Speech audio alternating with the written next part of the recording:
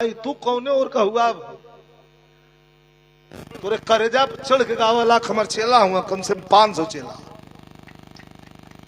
तोरे करेजा पर चढ़ के अब मुहा ठोठी मत कैली हमसे गौली तो चुपचाप गा के घरे गई हमसे मुहे मत लगली बेबात के बात तू बोलला बेबात के बात बोलल बंद कर दा बढ़िया गावा तैयारी ऐसे मान जाए जबरदस्ती के उसे के बतावे न चाहिए।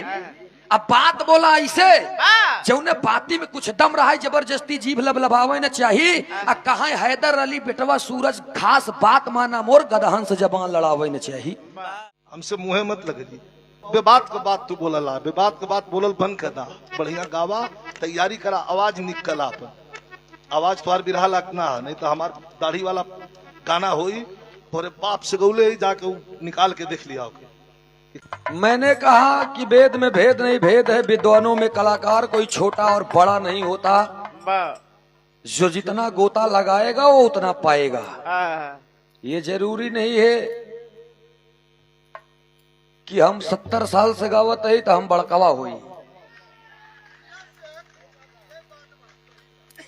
अगर हम 10 साल से गावत ही हमारा माइंड तेज है हम गोता लगावत है हम घुस गए न निकरब वही में आप देखा जाना कि हम किलना की नहीं भी नहीं जानी थी। ये कलाकारों के अंदर ललक होनी चाहिए और जो भी कलाकार ललकदार है शालीनता है अगर वो उसके अंदर ललक बनी रही कि मुझे सीखना है और सीखना ही है तो दुनिया में कोनो महतारी का लाल नहीं पैदा भजन होकर कदम पकड़ के नीचे खींच दे वो जाएगा वहां तक अपना शिखर पाएगा। अच्छी अच्छी बात सुने की मिला और एक बात और की ये मुझे नसीहत मिली आप लोगों ने देखा मैं गार्जियन मानता हूं और ये मानता हूं ये सत्य है।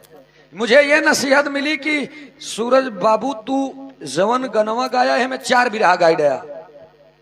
अब आप सोचा हम इलाहाबादी है हम यहाँ आई है ये मंच पहली बार है बाकी इधर उधर मैंने गाया है। बड़ी शानदार शानदार बात सुना कि हम गाए कि घुसूरी गवा बरदा सरिये मझारी अब मैं अगर ना समझाऊं ना बताऊं कि भैया हो बरदवा घुसूरा कहाँ रहा तो आप लोग रह जाए अचंभित के हैं घुसूरा तो बरदा लेकिन कहाँ घुसूरा तो हम थोड़ा से काट के ओका बताए कि ऐसी ऐसी बात रहे और वो हमारे तनी दिल के छुए वाली लाइन रहे बड़ी अच्छी लाइन रहे। तो जवन जवन गाना हम गाए बतावत रहे कि ये बिरहा रहे ये बिरहा में ये गाना गाए रहे और उतना लाइन तनी हमका निक लागत रहे उतनी बताए दे।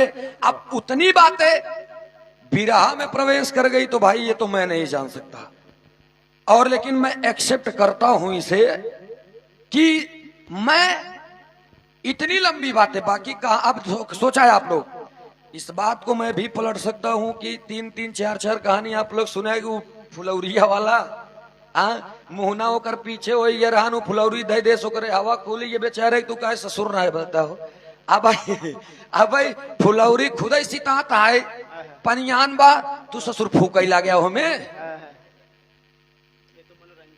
मनोरंजन के बात रही।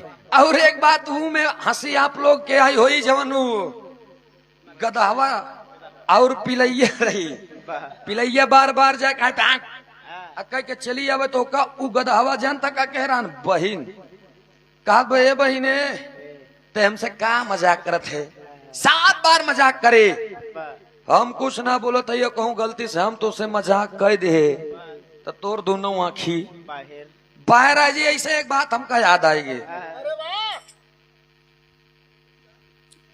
भारत के भयंकर नौजवान रहने का जाना बात बात पर न कही जाए तो बात रोती है और दिन में कीचकाच हो जाए तो रात बात बन जाती है बात ही बात से बात कट जाती है बात ही बात से बात लड़ जाती है बात ही बात से बात सट जाती है बात ही बात से बात इज्जत भी दे बात तोहमत भी दे बात लिपट जाती है बात ही बात से बात को लिखते कभी भोजराज पूछते क्या हुआ जब लड़ी बात ही बात से।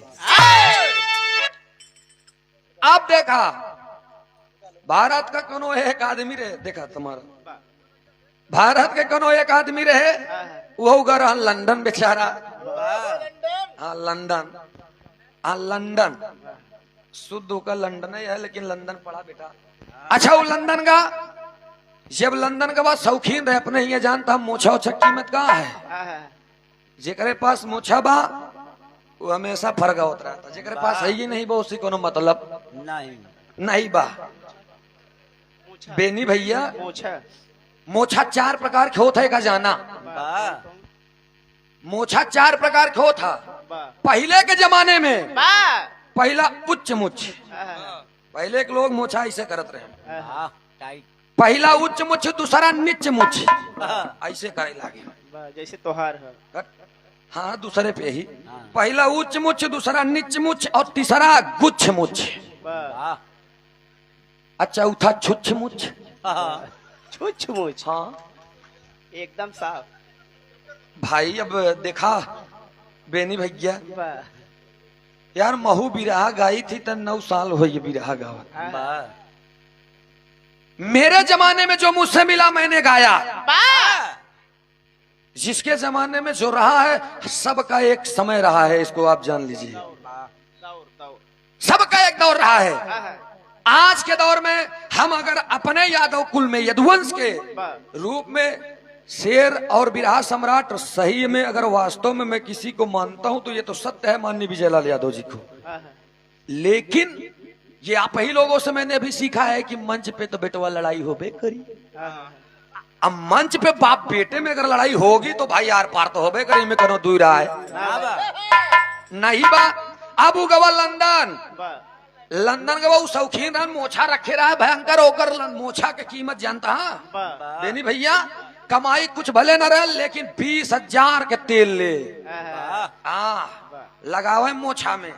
हेरत हेरत लंदन में थक गए, एक दुकान मिली, वो पता नहीं कैसा गोरा रहे, गया आगे रखे रहने एक शीशी देख गए। एक मिनट कहन भाई कहन कहा कहन ये तेल कितने का दोगे? कहन 20,000 रुपए। कहन 20,000? कहन कहा कहन मेरे यार भारत में तो 10,000 का मिल जाता है, कहन लेकिन यहाँ 20,000 का मिलेगा। जब इतना बतिया कहे तो भारत का आदमी था भाई, उसने कहा ठीक है दे दीजिए। अब 20,000 के लेहेस तेल लगाए मोछा में, तुरंत वही सामने खोल के लगाए ले।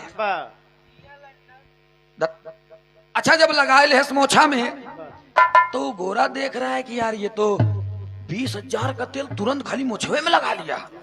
फिर गया दूसरे दिन फिर आया, कहता भाई वही तेल दे दो।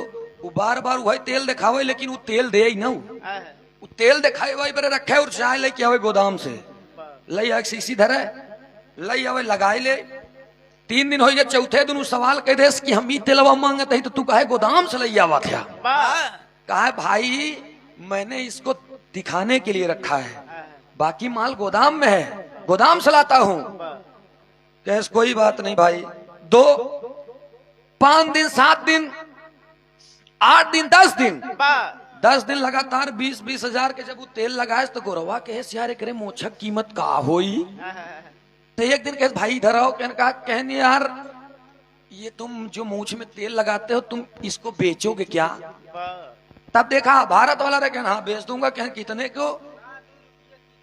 कहन कितने का बेचोगे? कहन 5 लाख की।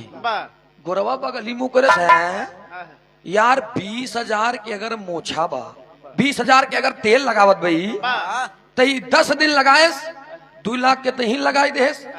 अभी 5 लाख के यार इतना सस्ता मोछा राजा हमार तो काम बन गया। कैसे इधर आओ इधर आओ। कहन लो 5 लाख तुरंत धाई दे, लो 5 लाख और 2 मूछा। कहा मैं ऐसे नहीं दूंगा। कहन तब कहन चलो दे रहा हूं ना। लई गया, दरवाजा बंद करे अंदर से लाख के देश।